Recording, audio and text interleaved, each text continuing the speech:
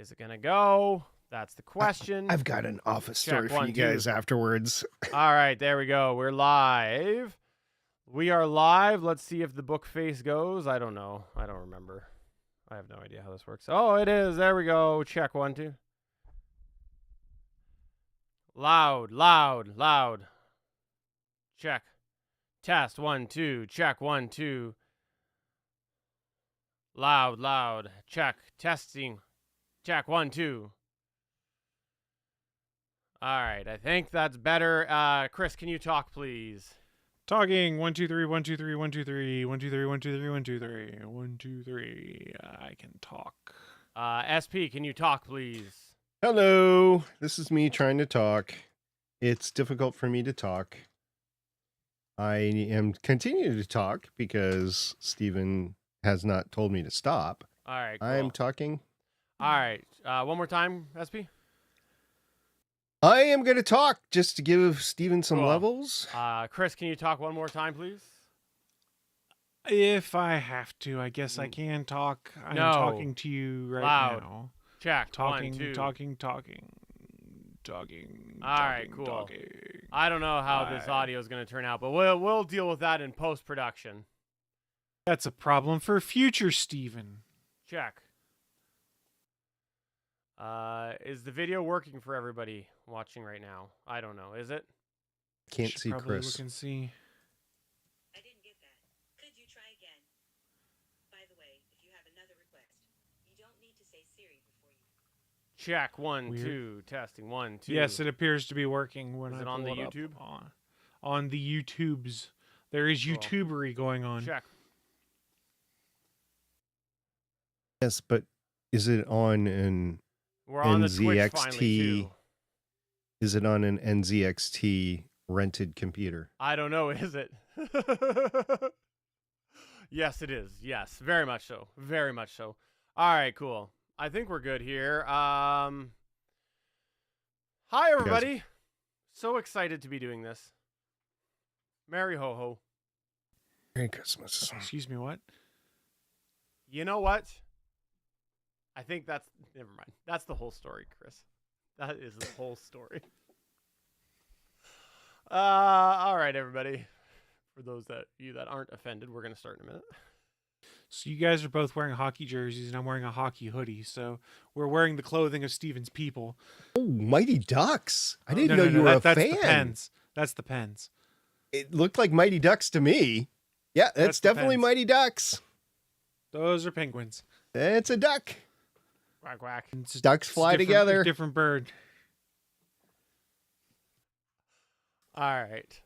I think we're just going... I assume you guys have posted. I'm not going to post. So. I did post. All right. Are you guys good to hit record here in a second?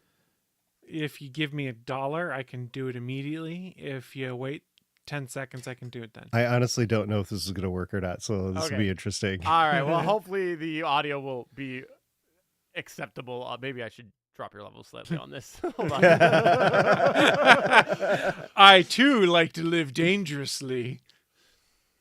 All right, there we go. I don't know. Our audio levels might be all over the place. I think I need data compressor, but that's fine. SP, can you talk one more time? Testing 1 2 3. Can you hear me? We'll Can see. you hear me? Yes. Okay. Yes. Okay, cool. All right, 3, 2, 1, record. I have a So red button and a clock that's moving, but who knows? Who knows? It's magic. Magic. Do you believe With in magic? road, it's more than And magic. I hope you do. It's I'm not rolling going the to do any dice. more of it because Disney will sue me. All right, I'm good to go. But I believe. Okay, Wicked. I make no promises whether things work or not. That wasn't Wicked. Although we are going to talk about Wicked later in the show. Here we go. Here we go. That's our SEO to get the ladies to listen. I'm SP from Legends of S.H.I.E.L.D., Hey, I a know show that guy. about the general Marvel comic universe, part of the GonnaGeek network, just like the show you're checking out now. Shows on the network are individually owned and opinions expressed may not reflect others. Find other hilarious and fun geeky shows at GonnaGeekNetwork.com.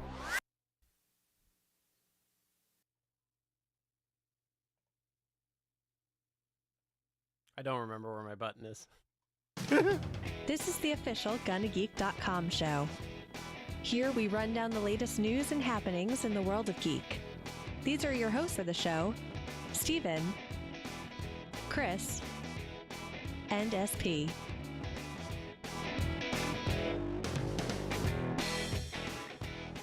We are back! That's right. We've somehow made it to episode 415 of the official GonnaGeek show. I am Steven, and I am pleased to say Chris is here. Who are you people? And he's also here, SP. Hey, everybody! Crapper's full. Oh, this is your fourth quarter edition of the official GonnaGeek show. We went from monthly to just 4 year, I think. We record the last one? I don't even remember. I think it was June or July, but for those of you that haven't been in our Discord or anywhere online with any of our shenanigans, yes, this is your last episode of the year. We were away for a while. We have just been having a real hard time trying to find a time that just has worked for all of us. I'm not exaggerating here. We have on multiple occasions been like, this is the week, and then it fell apart last minute. So, you somehow made it to episode 415, and we're happy that we are doing a festive Christmas edition. If you're not watching the video side of things, there is a little Christmas hattage going on for a couple of the frames, and we have the Christmas spirit that you can see glowing out of Chris Farrell. No, never mind. The internet's forever. Chris, I had a question for you. Question, okay. I saw this thing today, and you are our PS5 resident expert because you are the only one here that has a PS5. This is true. Fair. I saw that they did an update that's an anniversary update that will make it start with the classic PS1 starting screen, and you can change the menus to any sort of norm from the past PlayStation generations. I'd seen something on Blue Sky about that, but I have not fired up my PlayStation to try it yet.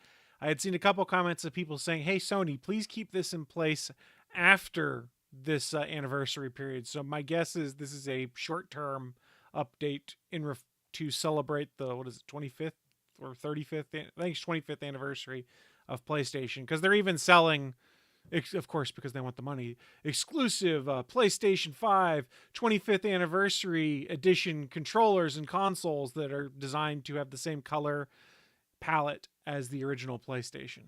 So instead of being bright white and black, it's now dirty gray and black. Cool. I have a Xbox update. So I fired up the Xbox X Series X, or whatever it's called, on Thanksgiving, and we tried to play Halo Combat Evolved together, but unfortunately we couldn't because nobody could find the collaborative gameplay on it. So we ended up playing Halo 3 ODST for some reason. That's the one they chose. So did the entire gameplay on Thanksgiving evening. I was shocked that I could make it all the way through to the end on Thanksgiving. Well, I am glad that you found a way to work Halo into Thanksgiving in You any bet. form. I try. So should we talk about some news? No. Nah.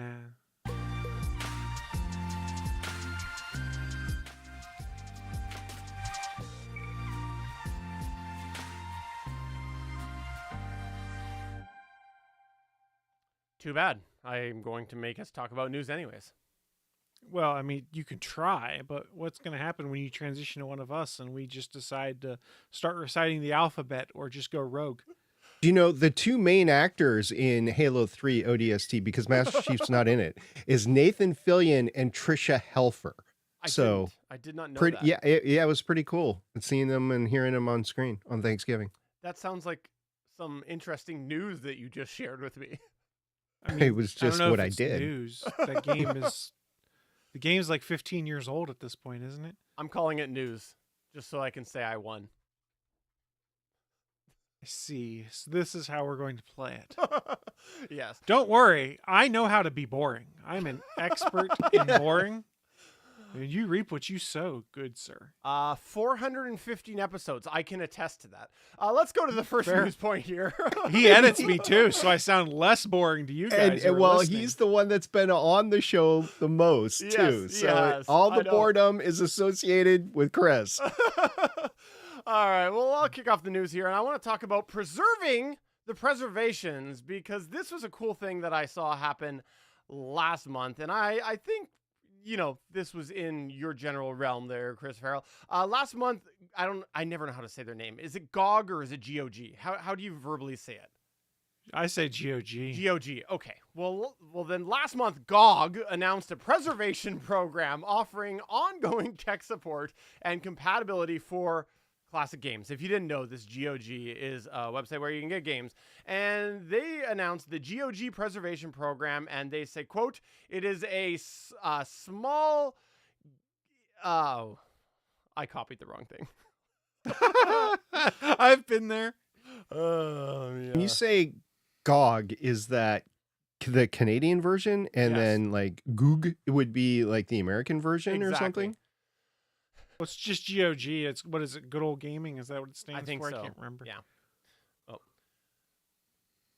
So last month, they announced that GOG preservation program was being announced to ensure that classic games maintained playability on modern systems, even after developers stopped supporting them. Essentially, it was a section that they were creating in order to highlight the ability to continue playing games that are otherwise discontinued. So they announced this, and it launched with a few titles, 100 titles, including Diablo, Resident Evil 1 through 3, Warcraft 1 and 2, and Heroes of the Might and Magic. Those are some of the standout names within that list of 100. So this was last month. But the question is, what happens if GOG decides that these games can no longer be purchased, or for some reason they're delisted? Would they still be preserved at this point? Well, they did confirm that they are going to maintain the preservation of these games after they have been purchased, even if they are no longer listed on the store for purchase. Essentially, if you have them already, they plan to continue updating these games so that they will work on modern platforms. They say, quote, together with this announcement, we want to reveal a new feature to our recently announced preservation program. Once a game joins the program, we pledge to maintain its compatibility even if it gets delisted from the store, end quote. So you're saying, Steven, why is this important? Why are you bringing that part up right now? Well, that's because Warcraft 1 and Warcraft 2 are scheduled to be delisted from GOG, or GOG if you'd prefer, on December 13th at the request of the publisher. So they claim they will continue to support these. Curious what lawsuits might have an impact on that. But at the moment, that is the standing from them, is that even once they are delisted from the store, they will still be maintained on an ongoing basis for those people who have purchased that. Now, I wanted to bring this up because, number one, we've talked a lot about the way that classic games and classic internet stuff has just faded away. And I love the whole concept of this preservation program. I think that it's a great initiative that is probably going to lead to some good nostalgia for people, and on an ongoing basis if it continues as it was announced. Because people might get into it now and go, oh, that's lots of fun. And then eventually they'll just fade off again. And then maybe, I don't know, another 5 years from now, they'll go, oh, cool, I can still play it. And then I like the idea that they say specifically they will continue to preserve the titles that are in the program, even if they are delisted, because that is a huge element of this. Because I think a lot of the titles that might find their way into the catalog will come and go, like Warcraft 1 and 2. So I wanted to bring this out here, Chris. I know that you have lots of games that you like to look back at fondly, and I wanted to get your thoughts on this. I mean, it's kind of a big deal. Game preservation is something we've been running into more and more when it comes to how we see gaming in today's world. Is how do you preserve some of these things? It's good to see some of the classics they're committed to keeping going, but we still have other problems with some of these things, like games as a service and stuff like that. There's not really a proper way to preserve them at this point in time. So, for instance, you guys remember City of Heroes and games like that from back in the day that were like MMO kind of things? They sort of exist in some fan run instances, but you're kind of subject to, is someone going to issue me a takedown? Did they put this out in not Creative Commons, but in a way in which we can use it to do stuff? So this is a great step that we're seeing here from GOG to get these classics going. I hope that the industry, for lack of a better term, can kind of figure out a way to try and preserve some of these other things going forward as well. But I like it. I like to see it, and I need to make sure I go on there and go buy a Warcraft 1 and 2 evidently, so that I can make sure I have copies, because I have very fond memories of playing those as a kid. How about you, SP? What's your thoughts on this? Are you looking forward to making sure you can play Resident Evil 1 through 3 forever? You know, as I was playing Halo 3 ODST on Thanksgiving, I was thinking to myself, what would be a great way to capture these games for long term, you know, for the historic purposes? And I keep coming back to those playthroughs that are on YouTube and Twitch. I get it, but those that are uploaded to YouTube are significant because in some cases they might show and display gameplay that is no longer available for whatever reason, right? It might not be legal to bring it back, or the game might not be available. And we're quickly getting to the point where some of these games from, you know, the 80s and 90s might not be available to port in or use a simulator or whatever as you go forward, unless somebody codes them in. So if you just want to experience the gameplay itself and watch it, it's available on those playthroughs. So that is a way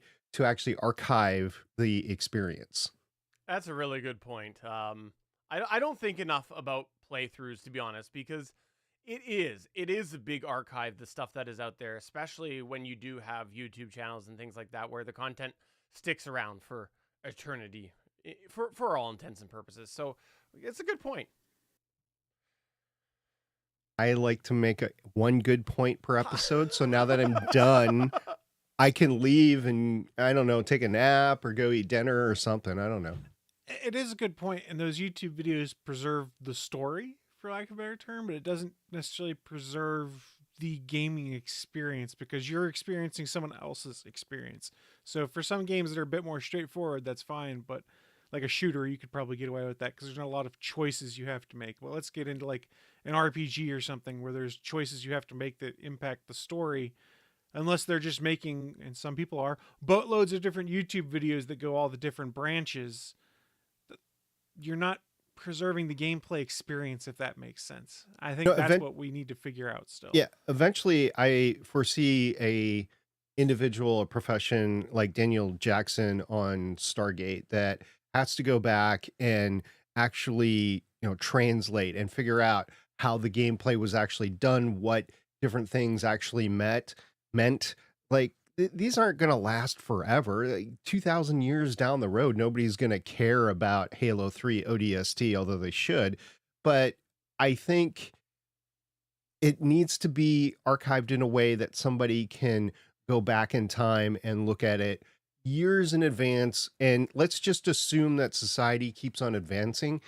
Digital gaming is going to advance to a point where the sedentary console-based gaming, where you're using a controller, just probably is not going to exist. I don't know when that's going to happen, but it's going to happen at some point. It's going to be just like putting on the headset and just get sucked into the world.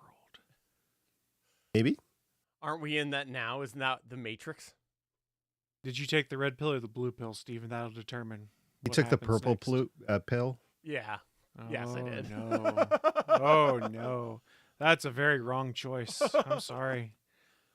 All right, well, moving on to our next news point here. You wanted to tell us all about subscribing to the Verge subscription. Sorry, I misread that.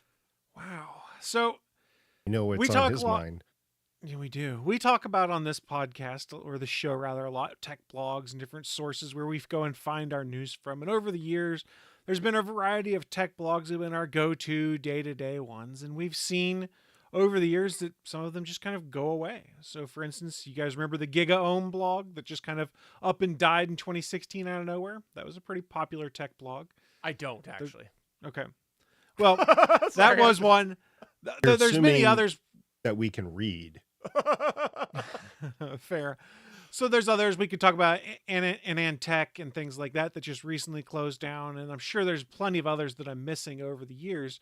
we've seen kind of a shift when it comes to tech blogs that a lot of them have realized, the only way what's really sustainable for us is to either put a crap load of ads on there that a savvy consumer is going to block because you'll have ads over 2/3 of the page and it's annoying when trying to consume content, or they start exploring the paywall route. And I think that there is value to news. News should be paid for, but it's really tough when a place that you've patronized for many years all of a sudden puts things behind a paywall. That's why I had some concerns this morning when I was on Blue Sky. I took my 10-minute coffee break, was making coffee, and I saw an article pop up that was talking about how The Verge has now shifted over to a subscription model. And for those that aren't familiar, The Verge is about a 13-year-old tech blog online. They were acquired by Vox a few years back, but have maintained relatively free editorial independence and things like that. And oftentimes for this show and other ones, they're my go-to place to go to first to see what's going on when it comes to gaming, comes to tech, when it comes to phones and stuff like that, because they cover the gamut. They have a variety of podcasts and video shows of their own. So I got concerned when I saw on December 3rd, as we record this, that they were launching a subscription service. Now, before getting into what it is, some background, it'll be $7 a month or $50 a year to subscribe to The Verge, which is not unreasonable when you go and look at the subscription for other news services and things like that. Now, I will say my initial concern was that meant all the coverage I liked. I thought that everything would be behind a paywall, honestly. And they made a point today of saying that no, not everything is going to be behind a paywall. According to the article, they said, we're rethinking The Verge in a freemium model. Our homepage, core news posts, interview transcripts, quick posts, story streams, and live blogs will all remain free. So like when they're doing an Apple event or a Google event where they have the live blog that's posting updates, all of those things continue to remain free. They continued and said, our original reporting, reviews, and features will be behind a dynamic metered paywall that many of you may never hit the paywall, but if you read us a lot, we're going to ask you to pay. So the thought here is not necessarily if you read a couple articles a month or maybe one or two a week, they want you to pay, because you're not necessarily getting your value out of a subscription then. But if you're someone who tends to go there multiple times a day or read the homepage during their lunch break and all the interesting news stories and things like that, that's where it's going to kick in, and they're going to ask you to subscribe to their service. That gets you access to everything on the site, gives you full access to their newsletters like the command line and notepad. Also gives you access to all of their podcasts and stuff like that. I don't remember if they said those would be ad free or not then, but they did also make a point of saying if you are a paid subscriber to The Verge, it will greatly reduce the number of ads on the homepage. I guess from the way the article read, there are some that they contractually have to show because of the Vox Media acquisition that basically says someone buys an ad for Vox effectively, then it shows up across the entire Vox network. So the subscription doesn't get you out of that, but it will cut down on a great number of them. So as I kind of started reading through it, I went, okay, this seems a bit more reasonable. This isn't going to impact someone who's only there just occasionally because someone links them a story or something like that. Because honestly, one of the things that frustrates me most is when I'm on social media and someone goes, oh, check out this cool story, and you click on it and it's not a giftable link and it's behind a paywall. I'm like, I'm not going to subscribe to your site just to read one article. Yeah. That doesn't seem to be what's going to be going on here. And that was one of my biggest concerns. And it, for $50 a year, I am considering, and probably will once I kind of reevaluate how much I use the site, which is probably more than I realize, subscribing, because pay for good news to keep good news from happening, or keep good news happening. Pay for good news so that you keep having it reported correctly by people you Keep trust. news from happening. Oh, wow. The conspiracy theories that are going to come from that, Chris. Way to go. I'm trying to get a spot on the Joe Rogan podcast with quotes like that. We'll see how well that goes for me. I think he'll take you. But I guess my thought here is my initial, oh crap alarm that went off and going, oh, this is going to change everything. I'm not going to like where it is. For lack of a better term, I think they found a happy medium to kind of straddle that line of being like, look, we do need to put a freemium model in place to keep doing what we're doing, to keep things at the high quality that we've been doing it. But at the same time, it's not to hit everyone. It's more people who use our site a lot. And they say in their article, now whether it's actually the case or not, that a lot of people have asked, how can we best support The Verge over the years, asking whether there would be a subscription model or places to donate or a tip box or something like that existed. I am surprised to find that as I have sat and thought about this, I don't have a ton of heartburn over their shift to this freemium model. And I don't know if this is because, like I said, they've found that happy middle ground, or if I'm just getting more tolerant of paywalls. I don't know. What do you guys think? Well, I'll give you my response, but I want you just to recap one more time to me. So the idea is not to hit everybody, but to what? My understanding from how I read it is it's a dynamic paywall. So the more you use the site, the more likely you are to trigger the paywall, or the more you access it, then they're going to ask you at some point, like, hey, you use our site X% more than a traditional person. To continue viewing content, it's behind a paywall. And I'm sure there will be ways to circumvent it. There always are people. And my response to that, 2 words: for now. And I guess that would also be my concern, is if they shift that later, I kind of feel like there would be a breach of trust based off of how they've been spinning this here to try and make people feel good about it and then pull the rug out from under us at a later date. I mean, I'll give them credit. They've done the current model for 13 years and they've been pretty transparent when they're going to make changes to the site or to their editorial procedures and stuff like that. I guess my concern would be is if there's a leadership change at The Verge, what does that mean for their they'll sell it freemium model before that that they have? I would assume, but Yeah. My thoughts on it, because I assume that's what you were transitioning to next, Stephen.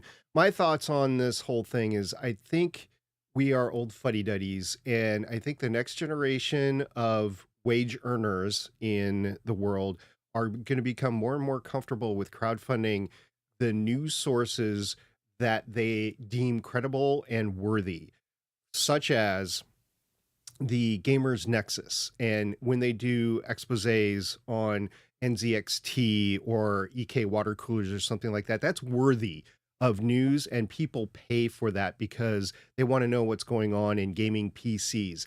NASA space flight. Nobody else is, well, there are several places that are covering it, but nobody else is covering everything as in depth and being on site for as broad of a space flight space that it is than NASA space flight. So people actually crowdfund NASA space flight to do those sorts of things.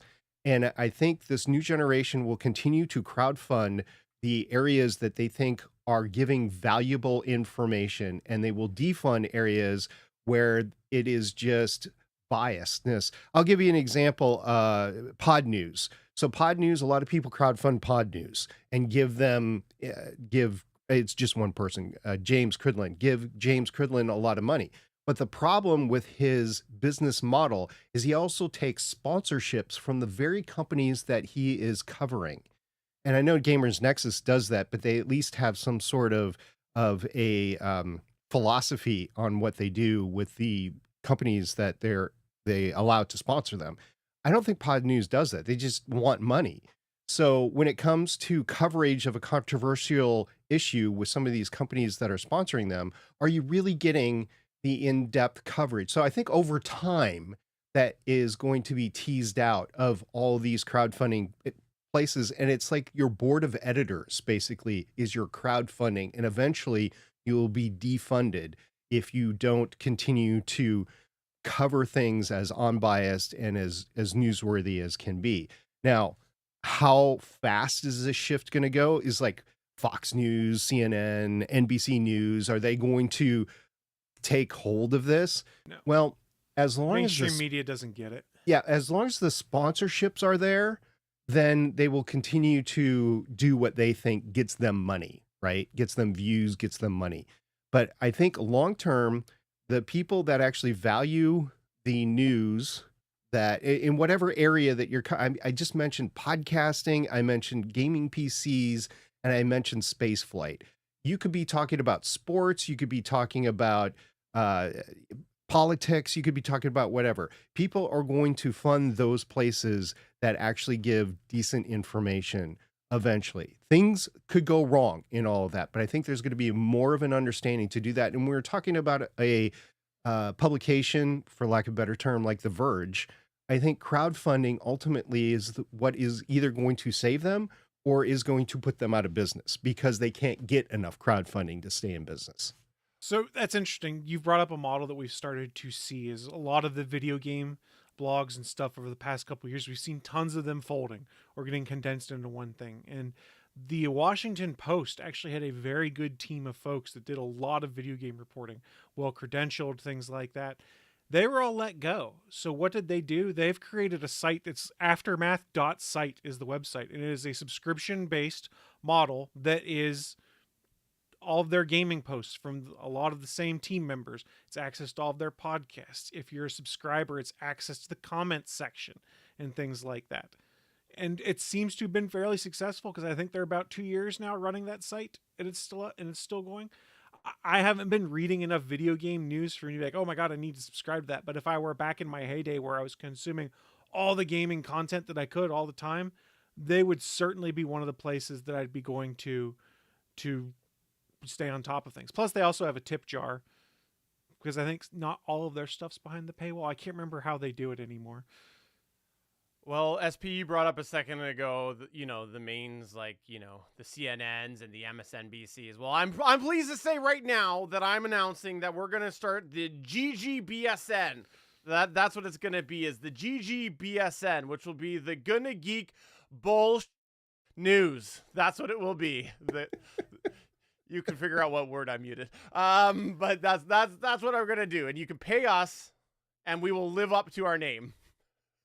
So it's just this site, but just this show, but we're allowed to use salty language. And make things up. Like, Oh, so traditional media. Got it. So if you would like to subscribe to this new endeavor, please come over to our Discord at GonnaGeek.com/Discord. If you'd like to be a peddler of misinformation, we'll have you. Oh, SP, this next news one here. I know you have been eating at the bit instead of champing at the bit. I'm saying eating at the bit because it's champing at the bit. It's not chomping at the bit. Anyways, but people say chomping at the bit, so now I'm saying eating at the bit to talk about this. Go ahead. Yeah. So it's been no secret that I've been covering Starship for a very long time on this show, and I will continue to do so for the foreseeable future. Since we got together last time, there has been 2 Starship flights that have been nothing less than historic. Flight 5 of Starship took off on October 13th, 2024.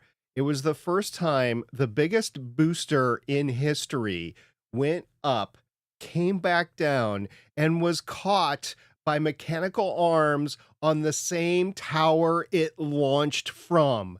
Guys, this is revolutionary. We've all known that this is where SpaceX was going, but none of us really believed that they were going to be able to do it. I don't know why, because they had made landings with their Falcon 9 boosters on land and on ships for a very long time. So if you make a landing on a ship, you can make a landing on land somewhere. I think what everybody was disbelieving is, oh, you're going to catch it with the tower. Well, they did. Basically, the equivalent of a 20-story building was caught in midair by the launch tower. Amazing.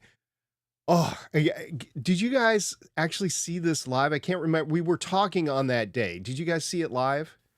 I saw it after the fact. I can't remember if I watched it live or watched it after the fact, but it was pretty close to, and I thought that it was. I was excited to watch it and in disbelief.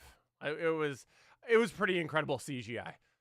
It was the morning after a family friend's wedding. We had the entire family in the house, and I was literally jumping up and down and screaming. And they're like, "What is going on with Dad? What is up?" And I'm like, "They just caught it. They just caught it." And I don't think anybody realizes how revolutionary this is going to be. So access to space, and I'll get to the rest of the news in a second, but access to space has always been based on the cost per pound to low Earth orbit. And for a very, very long time, it was like $10,000 per pound to low Earth orbit. If this continues and they're able to reuse the Starship booster or heavy booster, whatever they're going to call it, over and over and over and over again, it's going to drive the cost to low Earth orbit down to like $50. that is just going to enable an expansion that we've never seen, an exponential expansion in the use of space. There's going to be things in sci-fi that people have been thinking, oh, we'll get to that someday soon. It's going to be available in like 5 years. So there's going to be a lot of stuff that happened. Okay, let me get to the rest of Hold on, before Flight you get 5. onto that, we have two things to comment on here. Number one, in the chat, we do have Vortex Comics saying, "Please tell me the first name of Starship is Jefferson." I'm sure at one point in time they will name one of their ships Jefferson. They've named one Banana and I think Tom and Jerry, so we'll see. Second, how many story building did you say that Starship was equivalent to? The booster alone is 20 stories. The booster and the ship are like 30 to 35 stories. I can't remember exactly how high. That's the number I was looking for because I looked it up. And did you know that Nakatomi Plaza is credited as a 35-story high skyscraper? I didn't know that. We could catch Nakatomi Plaza. You could CGI a younger Bruce Willis running around in the ducts of Starship trying to save that whole thing from blowing up. That is awesome. There we go. That's the next Die Hard. Okay, the ship itself was Ship 30 and it landed by the buoy in the ocean. So they knew where it was going to land. They put a buoy there and they backed off so that they wouldn't get hurt. And the ship landed right by the buoy and they had a drone. It was at night, but it was right there. This was the most successful Starship flight to date and it's just amazing. And I will always remember October 13th, 2024, because that is the day that everybody realized that this was real and it was happening and it was going to do amazing things to spaceflight and access to space. Now, a whole bunch of stuff still needs to be worked out, like humans surviving space radiation and stuff like that. But going to Mars within the next 10 years is now very, very realistic. The whole let's go to the moon, that is going to happen. Going to Mars, all of a sudden, ooh, this is possible. So we'll see what happens there. Now, Flight 6, since we recorded, there was two flights of Starship. Flight 6 happened on November 19th, 2024. It was a daylight ship water landing by a buoy in the Indian Ocean. So we actually got to see it in full light. We got to see the ship coming down through the clouds and it landed. There was other things tested.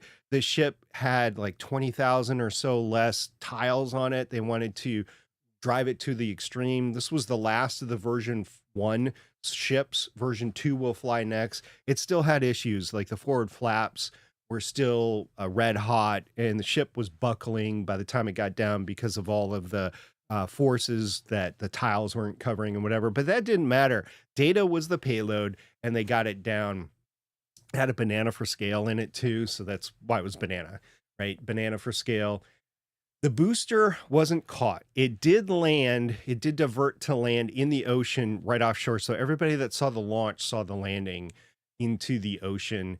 And the reason why it didn't land on the tower was because it lost communication. Now, Elon has come out and said we could have done it anyway, but just to be safe, we didn't want to. And I agree with his rationale because if you wreck the launch system, then you have to wait until you get that rebuilt or repaired in order to launch again.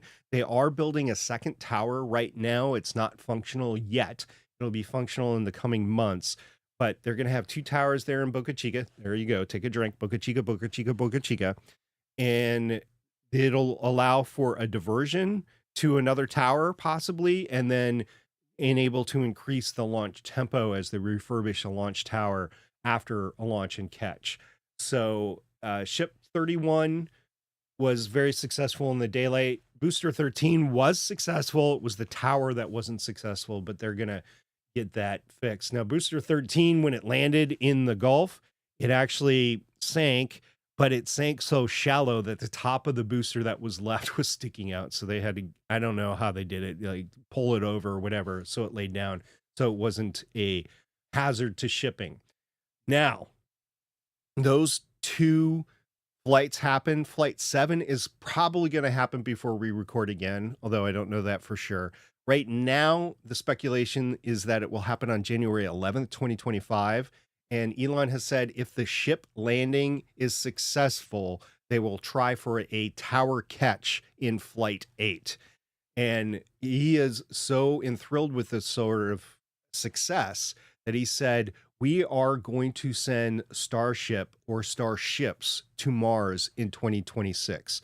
The Holman transfer window opens in November. It's open for 2 months.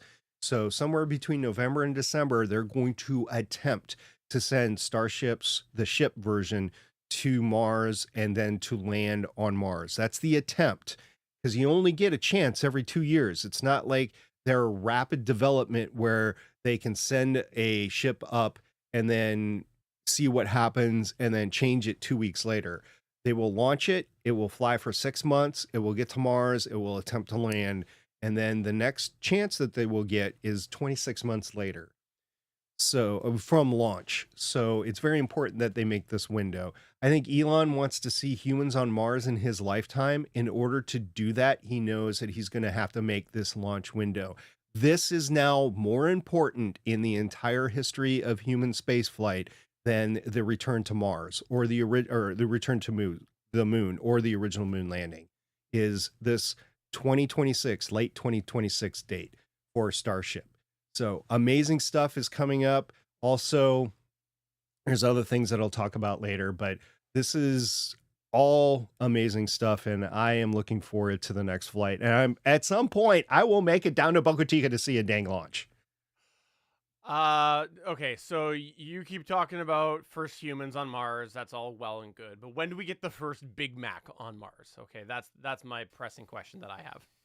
Well, Stephen, if you've been paying attention to my social media, you know that my tradition for big launches and momentous launches is Burger King. Okay. I have to have a Whopper at every launch. So I don't think McDonald's is going to make it there. I think based on my sponsorship of Burger King, we're going to get a Whopper on Mars before we get a Big Mac. How much is Big Burger paying you for that sponsorship? A lot. Oh. Well, these were very exciting things, even when Flight 6 went wrong. It was still fun to pay attention to. And also, if you like this stuff, listener or viewer, you seriously got to come to our Discord at GonnaGeek.com/Discord, because there is a channel dedicated to this sort of talk. It's called Outer Space Talk and Science. That's right. Science is what's in there. So the channel is Outer Space Talk and Science. And whenever there's something fun like this happening, you got to come over there, because there's always chatter happening. SP is usually the first one to post in there. Not always. I will give credit where credit's due. Not always. That is true. But there is a lot of chatter back and forth when this sort of stuff happens. So you should really come over there. And it is fun to see this, even if you can't be watching. Like, there's lots of times where this stuff has been happening and I'm at work or whatever, but I just see my phone notifications go and go as people are back and forth, and it is so fun to watch. I mean, that's what the channel name was. I'm about to change it to Big Burger Propaganda. Well, SP, do you feel satisfied that you finally got to talk about this? I know you've been waiting. I know. I was so excited about it. As a matter of fact, I wish I was as excited to talk about that as our next topic, because I am totally not that excited. I'm sorry, Stephen. I know you are. I thought it was my news story that was next. I was like, ooh, spicy. Well, I needed to give an acknowledgement here, and I'm not going to get into spoilers or anything, but this felt very important to discuss here on the GonnaGeek show, especially with the history of the GonnaGeek show and the way we just used to so much talk about the Arrowverse. Well, the Arrowverse is finally officially concluded, because last night the finale of the Superman and Lois TV show did come and go. If you didn't know, the Superman and Lois TV show, I believe, was the last Arrowverse show that was launched, and it was launched in February 23rd of 2021. Somehow survived a couple years past the big bunch of cancellations that happened in the Arrowverse, and that was partially because the Superman and Lois TV show, I'm going to say this isn't a spoiler, was set outside of the main Arrowverse. I forget which Earth they called it. Where did they land in the main in the main Arrowverse. Anyways, I don't remember. yeah, I don't I want to say it was Earth 1, It but might I have don't been. remember. But anyways, it was in its own universe. Yes, the characters were originally came to the screen in the main. Well, a couple of the characters came to the screen with the Supergirl TV show, which was in its own universe, which eventually, through Crisis, came into its other. That is a spoiler, but that's an Arrowverse spoiler. But the Superman and Lois TV show eventually did come out that it was in its own universe after a little bit of mystery, and that finally wrapped up last night. Now, again, I'm not going to get into spoilers of the actual finale, but I wanted to acknowledge on it because that was the cap to the Arrowverse. It was, of course, the cap to the Superman and Lois TV show that ran a few years. There was a big gap in between a couple of seasons, but I wanted to call it out not only for that reason, but call it out because I'm not going to say how they did it, but I will say that the finale I felt was representative of a finale that knew what it was finalizing. And I think it's going to have some polarizing feedback. There's going to be some lovers, some haters. I, first glance, liked it. I can see how people might have different thought on it, but given what it was, I enjoyed it. And I will say that, yes, there were some campy moments. There was some acting that was just brilliant. Oliver It Queen is a was in there? CW show. But overall, I liked it. And if you didn't watch this season and you had watched the past couple seasons of Superman and Lois, I would really encourage you to go watch the 4th season. It was a lot of fun. I thought that it was the main storyline was pretty good. I thought that Lex Luthor, Michael, what's his last name? Michael Cudlitz. Cudlitz, thank you. He did a great Lex Luthor. At least that version of Lex Luthor. I know there's lots of different versions out there. This one might not be your cup of tea. I really thought that the main storyline this season was dynamite. The whole season knew what it was doing, wrapping up the show. They knew it when they got the season. And as such, I think the secondary stories in there felt more CW than not, but I thought that it was needed. It was, yeah, a little cringy at times in certain parts, but again, they knew what it was doing, I thought. So I overall really enjoyed the season and thought that the main storyline was just fire. It was great. So if you have, I hope I didn't get into spoilers in that. Chris, I don't think you've watched the season yet, but you're planning to. I hope I didn't spoil anything for you. I took the spoilers on it because I wanted to know what happened. Okay. It was a good ending. So I would encourage, if you have watched the past 3 seasons, give yourself the 4th. I think it's worth watching, if only to cap off the Arrowverse. And then come to our Discord and tell us what your thoughts were of that. Again, I'm not getting any more into the weeds as much as I would like to, but if you want to come to the Discord, there is a spoilers channel in there. There's not a lot of people in the Discord watching it. As long as you throw the spoiler tag around it in the main TV Discord, I think that'll be okay. If we get too back and forth, maybe I will move us over to the spoiler channel. But this isn't a show that everybody has been waiting each week, counting down the moments to watch. So in full disclaimer, I podcasted as with Chris on a show called Starling Tribune, and we covered Arrow from the beginning to end, and we covered some of the ancillary shows as well. But I will say that Chris and I were both very grateful when Arrow ended and we didn't have to do that show anymore. That's as much as I'm going to speak for Chris. But I will ask you this, Stephen, since I haven't watched anything since a couple months after Arrow ended. If you want to compare and contrast the finale of Superman and Lois, which ended this entire universe, to Deadpool 3 of ending the Fox mutant universe, who do you think did it better, Deadpool 3 or the Superman and Lois? That's a no-brainer. No-brainer. Deadpool and Wolverine. Absolutely. Okay. I mean, they're different things, though. I mean, Yeah. Superman and Lois, yes, it's the end of the Arrowverse, but as far as the showrunners were concerned, it kind of came off as we're ending our show because, like Steven had mentioned, they're not really super beholden to all the Arrow lore the way they spun this off into its own thing. So it was ending the show. It wasn't ending the universe. Right. It was Okay. ending a chapter of. Yes, I can't say any more without getting into spoilers. Yeah, that's fair. Yeah. Also, by the way, over on Facebook, we do have. I'll do it this way for old time's sake. Nelly isn't witty, saying hell yeah, Starling Tribune shout out. And by the way, it's actually Neil isn't witty, and that's Neil, your former co-host of the Starling Tribune. Thanks, Neil. So if you would like to talk more about this, come on over to our Discord and Vortex Comics. I have just connected the YouTube comments to the Facebook comments, and hello, I will leave it at that. All right, let's go to the next news point here. Chris, I know you. You want to talk dirty. That's one of the things whenever we message behind the scenes, you're like, Steven, I want to talk dirty to you. Hey everyone, we're gonna get spicy in here right now. But not as spicy as you would expect. This is more just a comedy thing that just happened, and it kind of deals with people who might be into toy collecting and things like that. But I don't know if you guys had seen that Mattel is getting sued because of their toy line for the movie Wicked that just came out. Have you guys seen anything about this? It's so funny.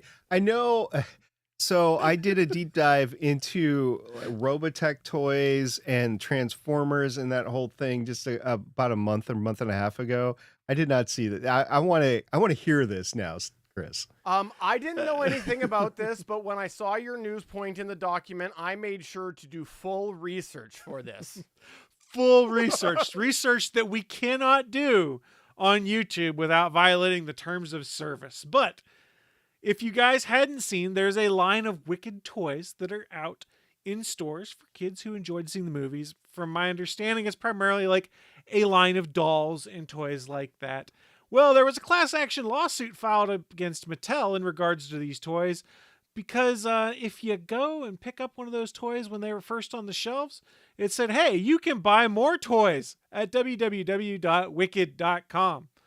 Which, by the way, don't go there. You've been warned. That's what I was going to say is don't go there because it redirects you to a porn site. Not anything about Wicked, the musical or the movie or the play. It was supposed to be www.wickedtoys.com, but they screwed up and put the wrong URL there and instead sent a bunch of children to a porn site when they decided they would want to go find out more about the toys they bought or to buy... or to go and buy more toys. And Kent does point out in the chat, not redirects, it goes directly to a porn site. Yes. Yeah. It is a porn company that owns wicked.com. It is a porn site with pornographic material on the page. It Bobby, why is this so naughty? So Mattel did explain this. Okay, hold on. I just hope that the website took advantage of this and started to pin some content or something. Like, Steven, if there's anything the porn industry is, it's topical when it comes to things happening in the news. So I'm sure they did. So Mattel did explain the mix-up to Variety. They'd originally intended to direct customers to the movie website, which is wickedmovie.com. Instead, it directed them to a pornographic site. Now, the unnamed plaintiff claims that Mattel did not offer her a refund when they contacted Mattel about the issue, and now claims that she and her daughter have suffered, quote, emotional distress, end quote, due to the misprint. Sadly, the toys, for comedic purposes, the toys have been pulled from the shelves at retailers around the country so that the printing error can be fixed.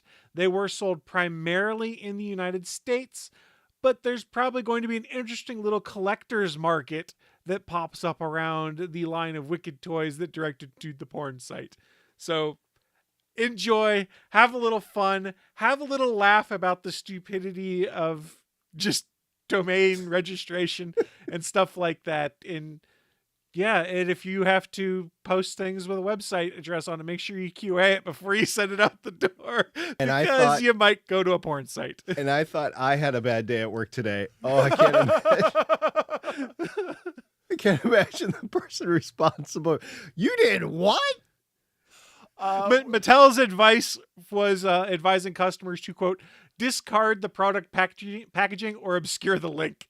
in the short term. Oh, I need to send this to my son. He's in the packaging now, in the packaging business. I got to send this to him. Is that what he calls it? He's into packaging. Oh my! Well, So Kent does. he's actually worked with Ryan Reynolds, Blake Lively. He's worked with Blake Lively in her line of stuff. So, Oh, wow. yeah. In our chat, by the way, we have Damien saying, but is it a good ahem site? We have Albert Sim saying, quote, an adult version of Wicked might be better than the actual film. And It's then probably we been done. have Vortex Comics saying, I was afraid we were leaning towards Glenda the Good Witch having an OnlyFans. There's a moneymaker right there. I'm sure it already exists. Kent does bring up a good point. We'll never know this, but who's to blame? Is it the intern, Yeah. the graphic arts manager? There's a rumor that this was an AI-generated blurb of text on the back, in which case that's even more hilarious if this was an AI-generated thing and nobody caught it as it went out the door. Oh, that's so good. Oh, So good. you're Well, fired. I just just doesn't do assume it. someone QA does it. You're fired. Just doesn't. It just doesn't. It doesn't fix. Oh my gosh. I That's hope- been your spicy news for the Good Geek show.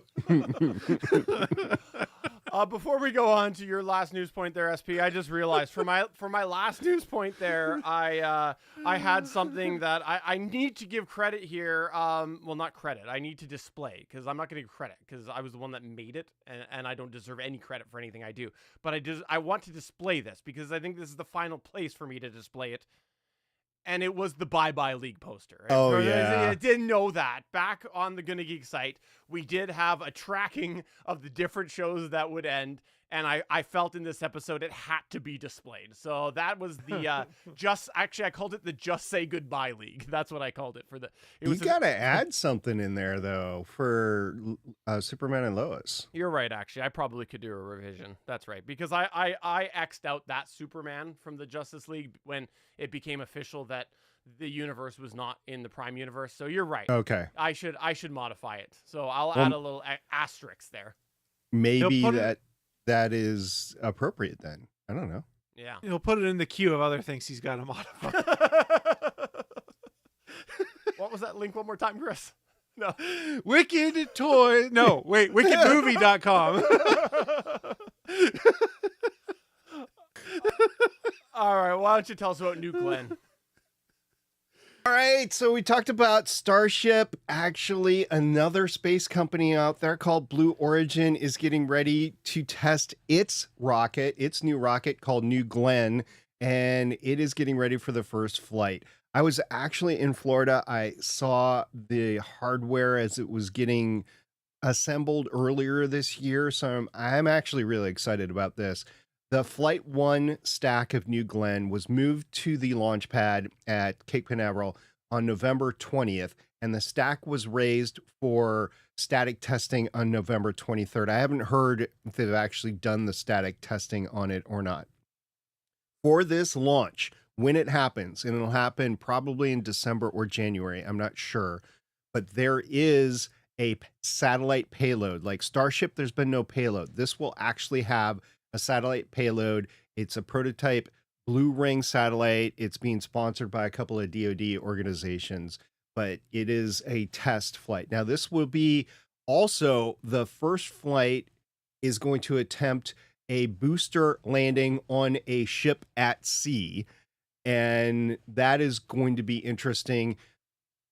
Blue Origin has some experience landing a booster with New Shepard, but that's been on land in Texas. This will be their first time trying to land a booster on a ship at sea. Very interesting. Even Falcon 9 landed on land first before they tried the sea landing.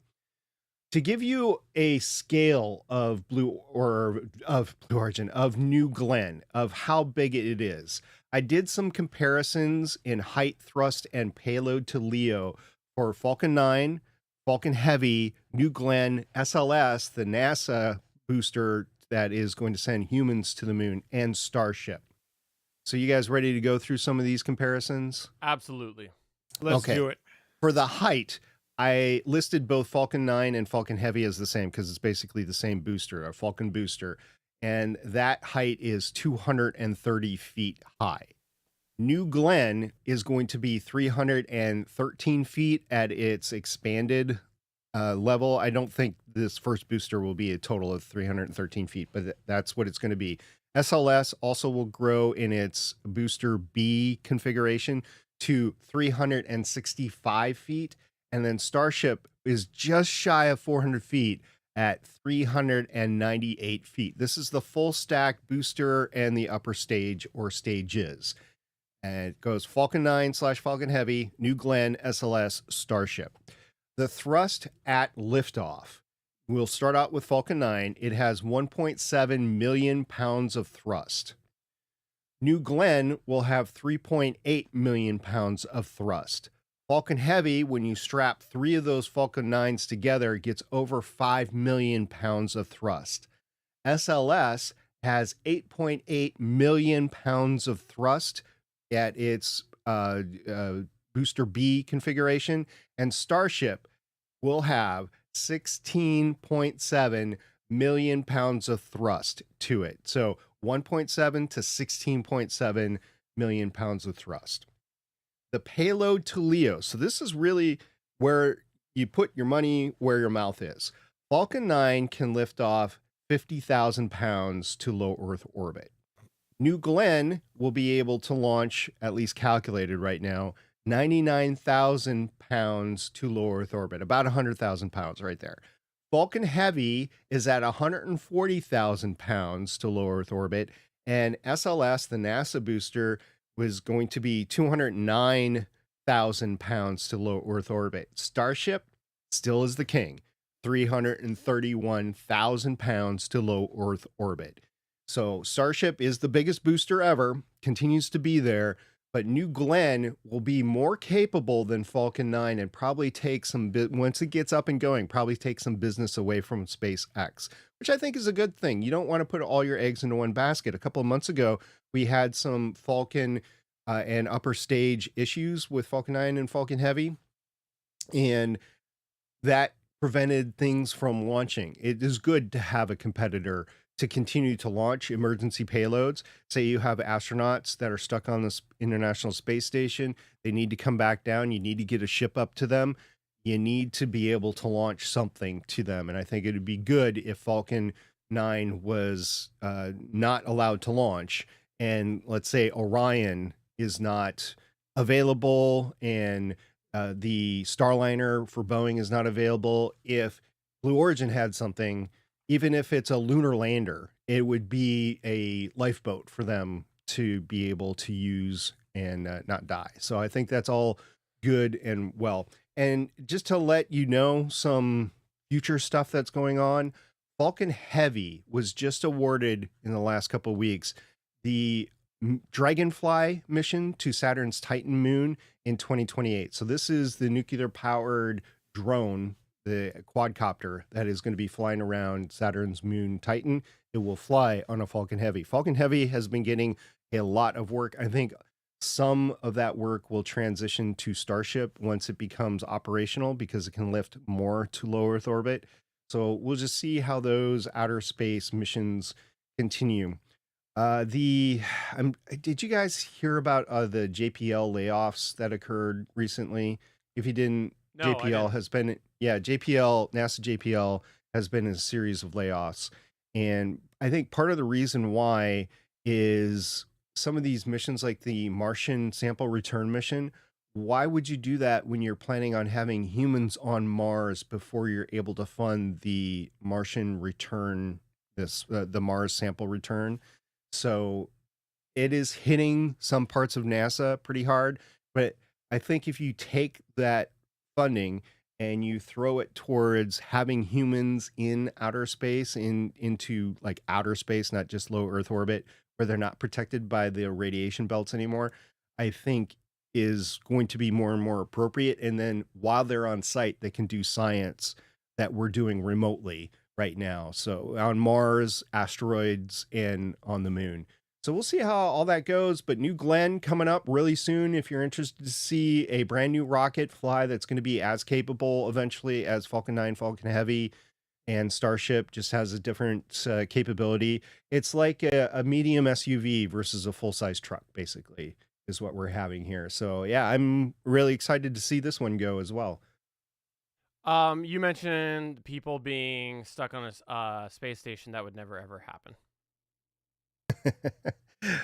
Yeah, we've seen that happen. Although when Starliner came down, it came down fine. So Boeing saved a little face there. If something would have gone wrong, though, that would have been very, very bad. We've discussed it on the show before. Have we? I don't remember. It's been so long. It was actually our last episode. Oh, perfect. Yeah. Okay. It's so very recent then numerically.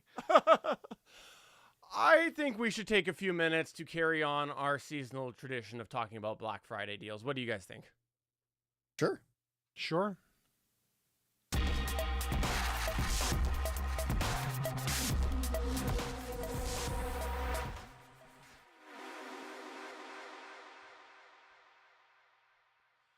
All right, we like to do this every now and then because Black Friday is a time to show how weak we are. Do we have any strength? No. Are we able to say no to deals? Absolutely not. We are weak individuals, and I think Chris likes to think that he's stronger than he is because, you know, he's a recovering Black Friday-aholic. Am I though? I don't know. I mean, I was this close to making it a big expense, but decided I didn't need it, if that counts for Black Friday. Fair enough. You were going to get a Rodecaster Pro 2, weren't you?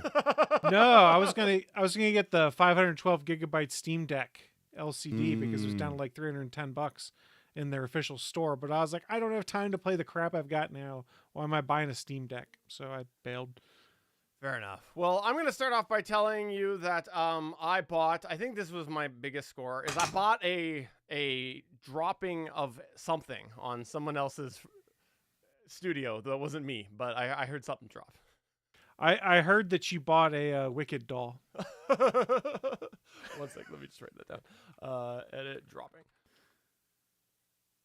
I ended up buying a Wise OG camera for $19. $19 Canadian. See, it was down to $10 Yeah. on Freedom units. Yeah, I'm looking forward to seeing how this is. I got it sitting to install. I will say it's only going to be used in my shed.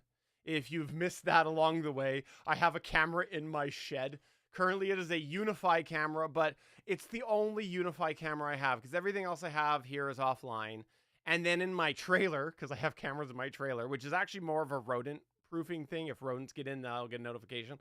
I have some battery powered Wise cameras, and I do have the subscription to the unlimited plan with Wise because of that for the recording and whatnot. So I figured that this is a good way. I might as well get rid of that Unify camera. I'm not going to be getting any more and just replace it with the Wise. That way they're kind of all in one general area. Although now that I'm talking that out, I don't know that that's going to work because I do actually have that Unify camera tied into my same system for my my home system, which is offline. So that might actually have been a waste. I might actually have to send that back now that I talk that out loud. All right. So I have a few questions. For those that don't know, Steven actually made his own shed. So I'm sure the camera in the shed is really there for when it eventually collapses. Yeah. He'll know when that happens. Comedy. Yeah. Yes. That's it. Yes, because I want to get that on video. So you're right. And then also you indicated that you had battery operated cameras in your trailer. Mhm. Have you considered going to a solar powered version? No, because quite frankly, it's a crappy trailer and I don't want to upgrade it. Well, I'm talking about the solar powered enabled The cameras cameras. are inside. Yeah, Yeah. that you put the solar panel, you just mount it on the outside and you Gotcha. run the I on do the, actually have a power solar cable. panel for the Wise cameras, but to try to wire it in and stuff, I'd have to, drill and then, caulk it and everything, and then it would be a permanent thing. or Well, you whatever, can just so- let the wire go through the hole that the rodents make. Oh, fair point. Fair point. I could do that. Yeah. Now I feel less good about that purchase. So let's move on past that one. I ended up buying a TV. Good job, SP. I ended up buying a TV for the bedroom. I had an old crappy TV in the bedroom that was did not have spouse approval anymore, because anytime you tried to use it and switch to the inputs, not even then, even when you just turn it on, sometimes it would change inputs, and then half the time the remote wouldn't change the inputs right. The physical buttons on it, which used to be reliable to go up and be like, okay, I'll just change the input, they didn't work anymore.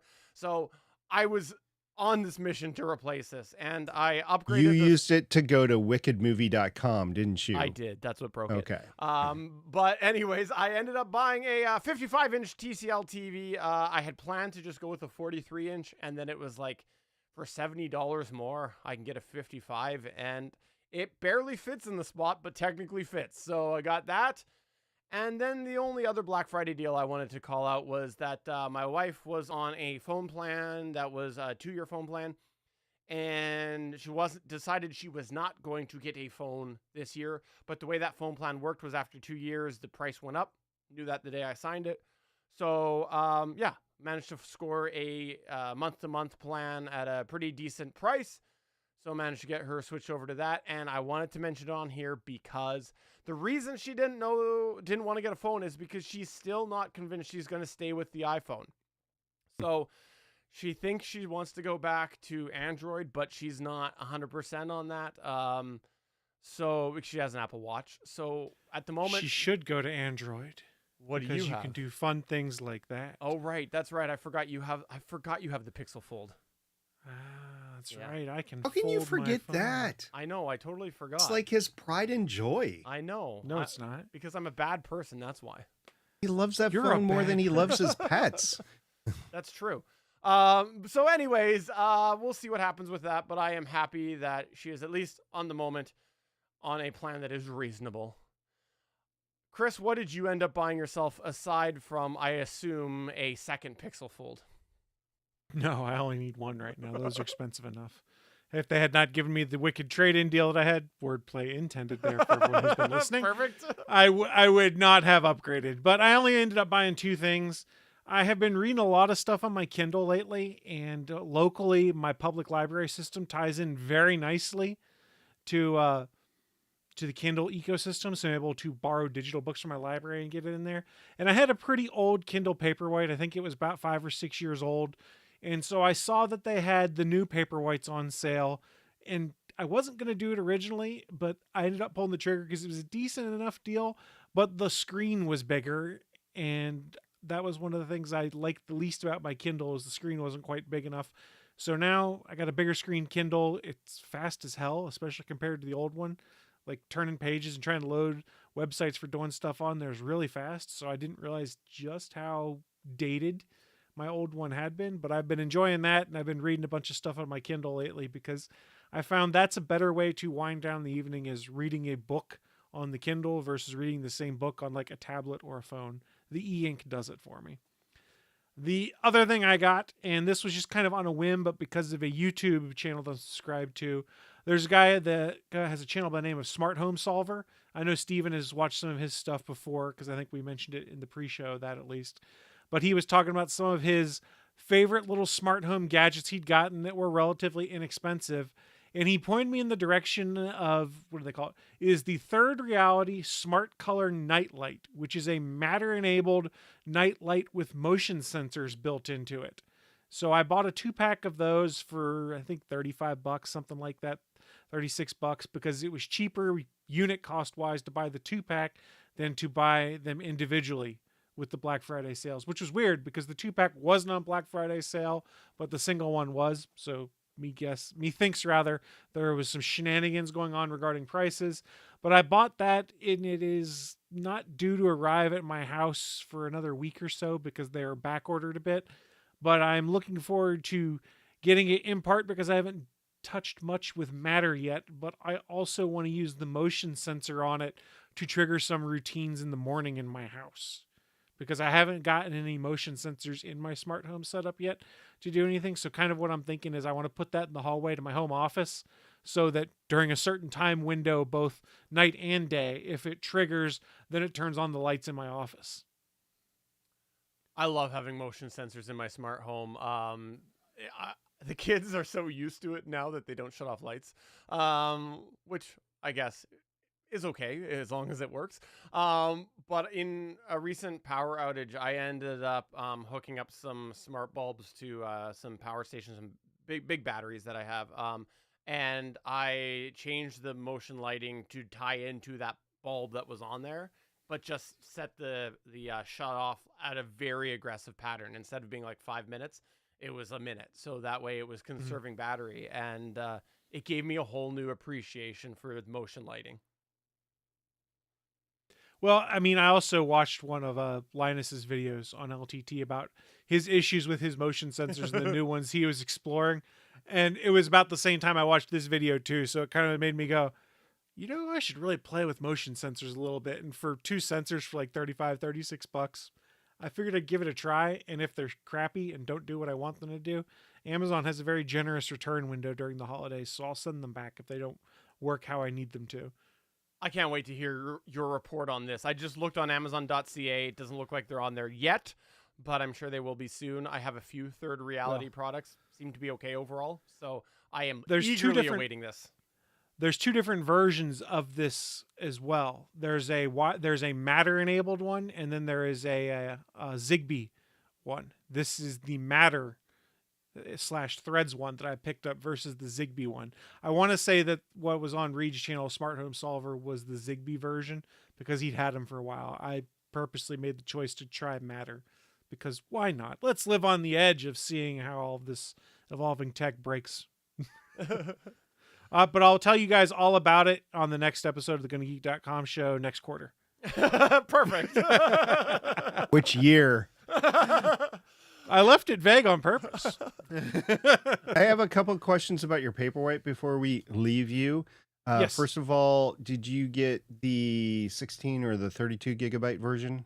16 gig because the signature edition was a fair amount more, and the real trade-off was a ambient light sensor that by reviews I'd read didn't seem to work very well for adjusting the brightness of the display, wireless charging, and a slightly different finish. And with ebooks, because I'm only reading regular books, not comics on it, 16 gigs is tons of space. My old Kindle that I had was only an 8 gigabyte Kindle, and I'd been using it for 5 or 6 years, and I think I had 2 gigs worth of books on it. So ebooks are tiny. There was no reason really for me to go with the huge storage.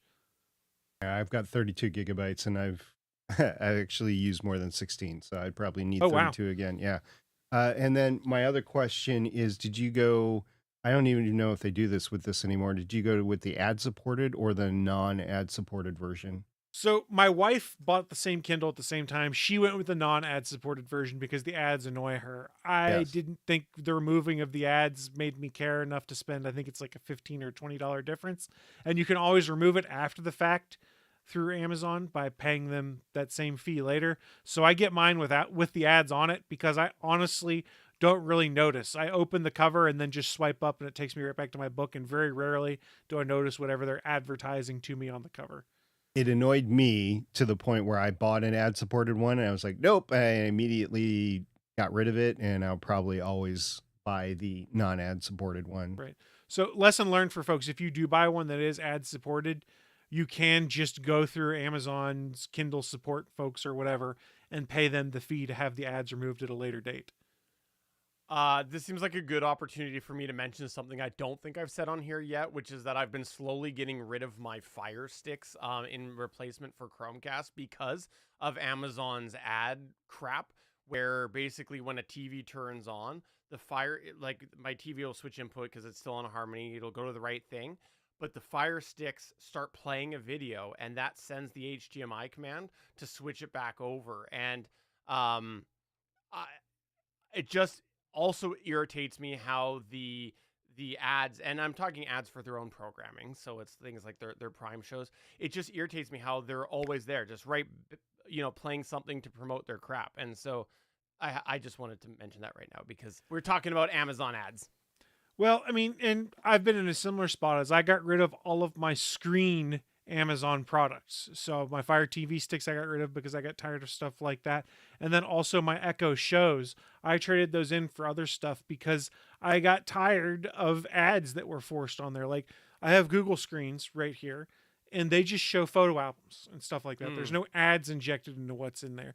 So I had gotten rid of those. The only exception is I have two of the crap. What are the little screened ones? It's Oh, the show 5s? Or no, not the Show 5. It's the Oh, the spots? it's the little round. Yeah, that's it. I have one of the Spot Gen 1s and one of the Spot Gen 2s. And the Spot Gen 2 shows no ads. It's literally just a static screen that shows the time and weather until you start playing music. So the Spot Gen 1, I think I threw in the kitchen where I'll never notice that it's tiny, but sometimes has ads that pop up. And the Spot Gen 1, I put on my desk down here because A, it was small, and B, it was a constant clock that showed the weather. I will say, however, that TCL TV that I mentioned is running Fire OS. So we'll see how that works out. But in theory, you never have to mess with it. You just yeah. keep it on that one input that you put whatever streaming device you pick, That's the thing and is I does bought its it thing there. because in theory with what we use that for in the bedroom, I can get all of that wicked.com directly through the TV. So I'm glad you saw where I was about to go with that. I bought a Roku TV, a 32-inch Roku TV for the bedroom earlier this year when the previous TV crapped out. And unfortunately, it did not work with the Logitech Harmony remote. It could not work with the OS. So I got rid of it and got a dumb TV instead. But it works great when I need to pull it out and have two screens available. Like, Nice. say, some people in the house want to watch one football game and I want to watch another football game, at least, and the other person wants to watch their football game full screen. It does give me the opportunity to still have it up on the screen and being in the same room. I also can transport it wherever, like if I need it in the backyard or if I need it in a room that doesn't have a TV, which, come to think about it, I don't know which room that would be. Maybe the dining room or something like that. But I got rid of that. And then, like you, I got a 55-inch TV for the bedroom. And it's an advanced TV. It's a Samsung 90 series, but that 55-inch in the bedroom versus the 32-inch that was in there, what a difference that is. It makes being able to lounge I've got a smart bed now with one of the adjustable bases.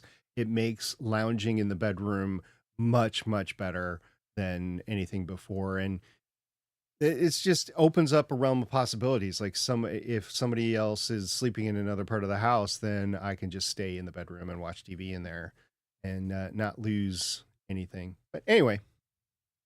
Well, I look forward to you telling me all about how you carted that out and got caught by your family taking that to the backyard and watching wicked.com. What did you buy for Black Friday? Unfortunately, most of my purchases are presents, and I don't feel safe in Good call. telling most of them right now. But I will tell you one that I bought. We do know how much your family watches this show for Chris and I. We do know that. To be fair, I'm in a similar state as SP, and my wife has made a point before of saying she doesn't listen to any of my stuff, so I guess I could have talked about her gifts, but I passed. Unfortunately, or fortunately, I don't know what to say about this, but you guys both came up in Thanksgiving, so just saying. Yay! And I was the one who brought you up, so there you go. Anyway, in the week leading up to Thanksgiving, Amazon had a bunch of deals. What was it? It was Black Friday week or whatever they called it. And I was planning on defrosting the turkey, and I was planning on doing it in a cooler in the garage. It got cold out, and I just didn't want to take refrigerator space up because we were having 30 people over for Thanksgiving. So I actually scored this SwitchBot hygrometer. I don't know how to pronounce it, but it measures the humidity in the air and thermometer. And even though you need to use a SwitchBot hub to integrate it with like Amazon, the Alexa architecture. He said it. I know. Yeah, she doesn't have an answer for me right now. Go figure. Anyway, I forgot. It's been so long. I forgot. Okay, guys. Anyway, I bought this to monitor the temperature in the cooler as it was defrosting in the 3 days leading up to when I was brining it. And I got to say, it worked really good from a Bluetooth perspective, but I did because it had the cooler that was in between it and the phone. I did have to go closer to it in order for it to update its data as it was working, but much, much better than like sticking a thermometer in there. I could just leave it closed and not disturb it and just let it defrost with this in it. I have kept this in the garage ever since and have been monitoring the temperature in the garage. I might put it in one of the freezers eventually in case there's a power outage. It would still work with my phone because it's Bluetooth and I wouldn't have to open up the freezer. I do have a smart refrigerator in the kitchen, but if power goes out, then I can't read the temperature in there. And so I don't know if the food would be safe or not. So I do like this. It was cheap, which is why I got it at the time. It was on sale for like $8. It's at Oh, awesome. $15 now. Not So I bad. do like this for all of that, but it is limited. Like I can't use it with my smart home with my A-word devices because I don't have a hub. I don't have a SwitchBot hub, and I'm not going to buy one. So it was a one-off. It was really cool. If you're watching this on YouTube, you can see how small it is in my hand, and that it's really unintrusive. It does not have a digital readout on it. You're going to have a smart device like a smartphone or a tablet or whatever to connect to it via Bluetooth. But it was pretty cool. That's awesome.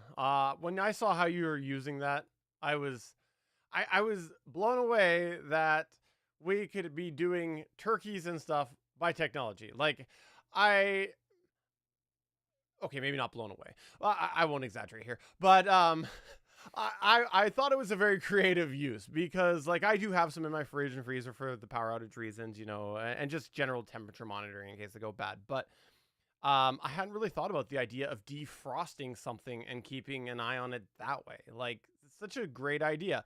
I was gifted a meter a while back. I haven't had a chance to use it. That's meant more for grilling. You know, I've heard of smart thermostats or thermometers for things like that.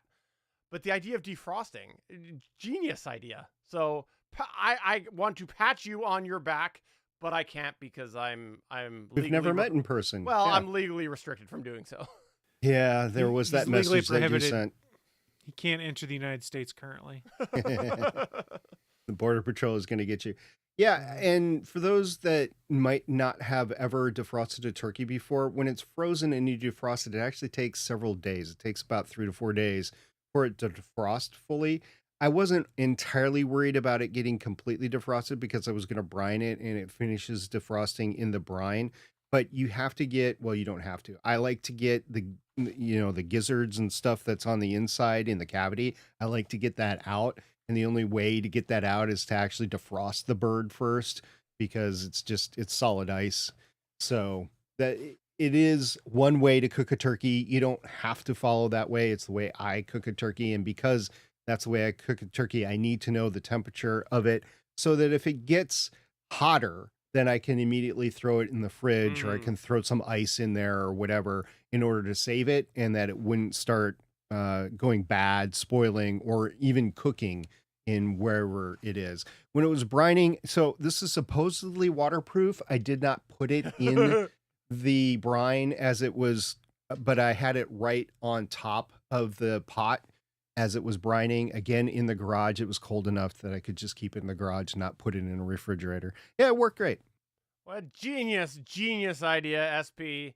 And you shall be deemed today's smart home turkey winner.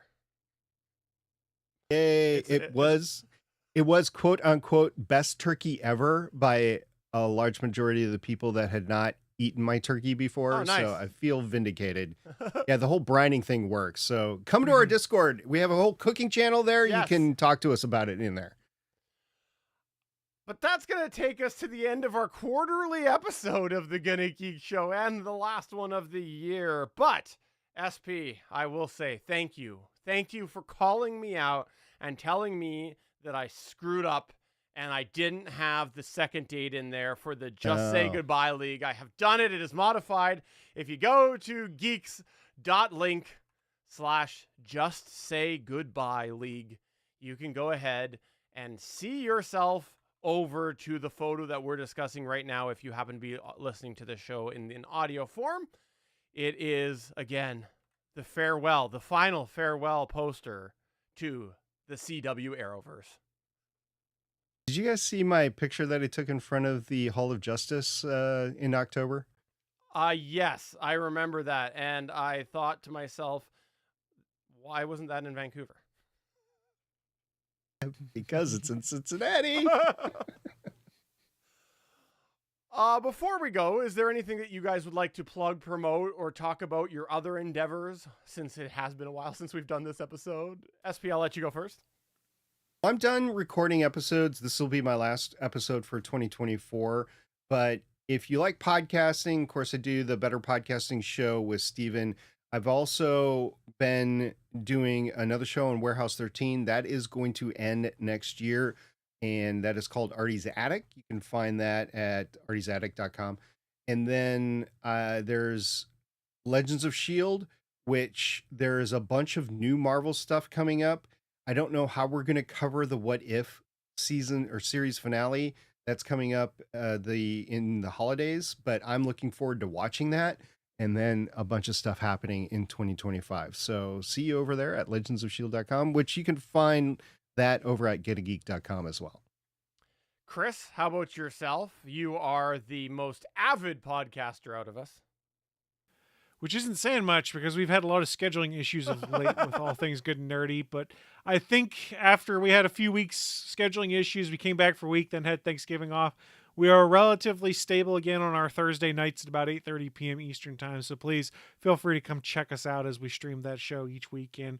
If you're looking to stay up to date with any of the stuff I'm doing on social media, I am not using the old Bird app anymore, but you can find me at Threads using the same username, or over at the Good Place, aka Blue Sky, just at Chris Farrell there, and the standard Blue Sky ending, because I was able to nab my actual name and not have to put a the in front of it like I'd had to do on every other platform. It pays to be an early adopter of Blue Sky, because I think I was like within the first 1 million users, because it's back when they're doing the invite stuff. So yeah, I got the name I wanted. And heck, my co-host on the All Things Good and Nerdy podcast, one Willie Nelson, he's at Willie Nelson on Blue Sky. Oh, he wow. beat the Willie Nelson to getting it. So yeah. Interesting. Yeah. Yeah. Early adopting, man, pays off.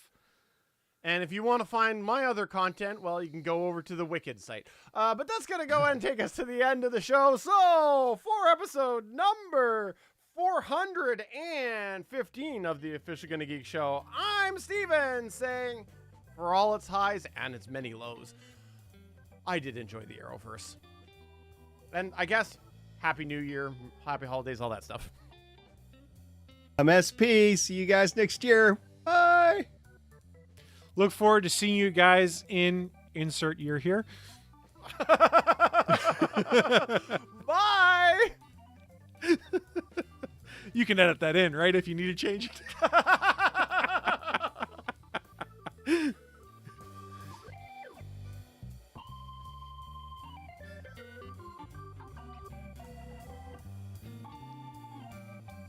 Thanks for checking out another episode of the official GonnaGeek.com show.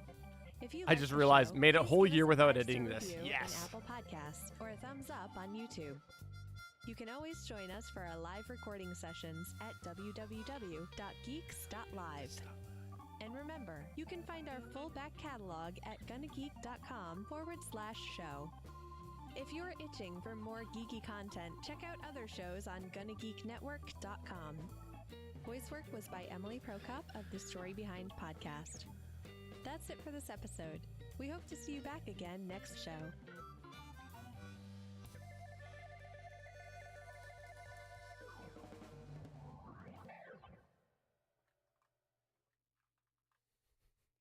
There you go, Albert. How do you feel about that? Another year, another failure. Maybe I'll update it for next year. Just reminded me I need to redo my copyright on my 2 podcasts that I produce.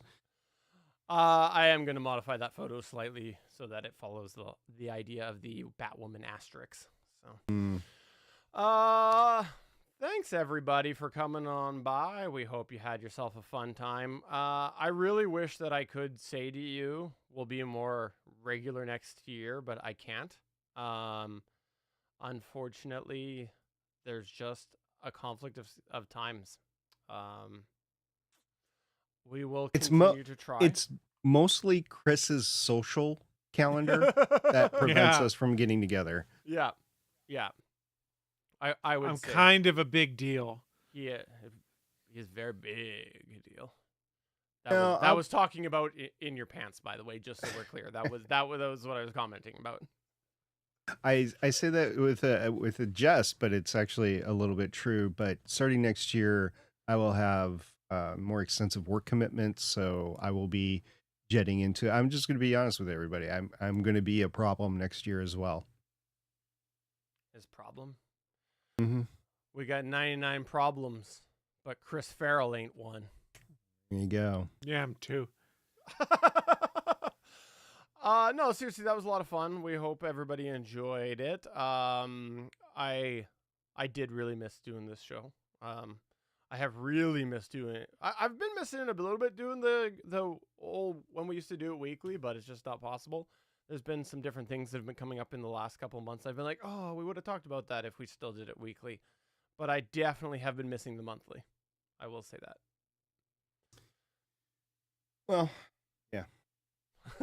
mean, You're like, yeah, you have been, not me. we all have personal life conflicts, which is why we went to monthly anyway, and we all like doing the show though. So getting together every once in a while, that I like doing that. I mean, with Chris. Perfect. Someone's gotta. That's how it should be. Well, I'm legally obligated to show up for better podcasting. That's with you. So it's community service, from that one mishap. Yeah, I still can't believe they let us leave. You run over one Canadian goose. You're sentenced to podcast with a Canadian forever. I'm trying to update the photo right now. I do like the consistency in the asterisks, though. I think that's a good idea. Yeah, I'm doing it right now. We had so many podcasts on the CW Arrowverse on this show. Or on this network. There was Like a Girl, Supergirl one. There was the Batman. Well, I'm trying to remember what that was called. Gotham City Nightline, was that what it was or something? Gotham Nightline. There was Starling Tribune. Crimson Comet. We had a few. Oh, come on. Why'd I do that? I clicked the wrong button. Oh. Now the page won't load. There we go. Upload. Choose 7B. Get 7B. Not to take away from you guys' enjoyment, but I have not missed watching any of the DC shows. There was, I will say that out of the tail end of most of those series, season 4 of Superman and Lois was by far my favorite of those tail end ones because it was actually to me an enjoyable show. Like I said, I had a bit of issues with with some of the wind down secondary arcs, but overall I thought it took me back. You enjoyed that show from the get-go. Yeah, you did. There you were was, like, I did, but there were elements that I thought was a bit annoying. and nothing's perfect, I guess. Yeah, it was mostly with my limited time, I needed to be able to watch other things. And ironically, I don't have a lot of time to watch TV now. Like Silo, I'm really enjoying, but I've only watched one episode, so maybe two. No, just one episode so far this season. And I think they've had 3 or 4. What is Silo? It's on Apple TV Plus. And did you like Fallout? I didn't watch it.